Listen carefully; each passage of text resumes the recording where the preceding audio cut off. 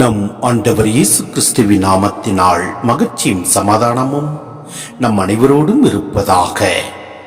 எரேமியா 22:1-5 முடிய ஆண்டவர் கூறுவது இதுவே: யூதா அரசன் மாளிகைக்கு செல், அங்கு இந்த செய்தியை சொல். தாவீதின் அரியணையில் அமர்ந்திருக்கும் யூதா அரசனே, நீயும் உன் அலுவலரும் இந்த வாயில்கள் வழியாக செல்லும் உன் மக்களும் ஆண்டவரின் வாக்கை கேளுங்கள் என்று சொல். ஆண்டவர் கூறுவது இதுவே: நீதியுடனும் நேர்மையுடனும் நடந்து கொள்ளுங்கள். பறிகொடுத்தோரை கொடியோரிடமிருந்து விடுவியுங்கள்.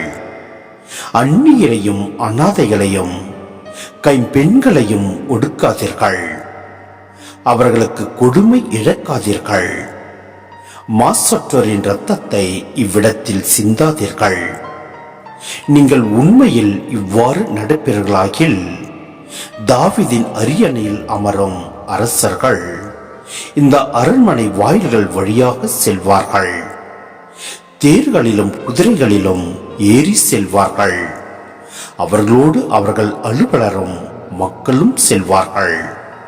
ஆனால் நீங்கள் இந்த வாக்கிற்கு செவி கொடுக்காவிட்டால் இந்த அரண்மனை பாழ்பட்டு போகும் என என் மேல் ஆணையிட்டு சொல்கிறேன் என்கிறார் ஆண்டவர். சிந்தனை: அந்நாட்களில் எருசலேம் தலைவர்களும் அரசு பணியாளர்களும் நாட்டில் நடந்து கொண்டிருந்த குழப்பங்களை கண்டு கொள்ளாமல் ஆடம்பரமாக வாழ்ந்து வந்தனர். மக்கள் மீது அக்கறை இல்லாது ஆடம்பரமான வாழ்வை மேற்கொண்ட அரச குடும்பத்தினரை எரேமியா சாடுகின்றார். மேலும் இன்றைய தலைவர்கள் கூட பெரும்பாலும் மக்களை பொருட்படுத்துவதில்லை.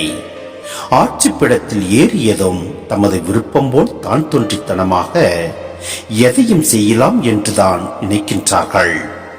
நாட்டு மக்களின் நலனை விட தங்களின் நலனில்தான் கண்ணும் கருத்துமாக உள்ளார்கள்.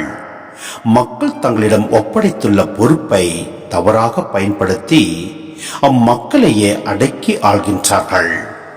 சமூக நீதி என்பது காணல் நீராகவே உள்ளது. மாறுபட்ட கருத்துக்களை சொல்பவர்கள் சிறையில் அடைக்கப்படுவதும், மாசற்றவர்கள் ரத்தம் சிந்துவதும் நாம் அன்றாடம் காணும் நிகழ்வுதான்.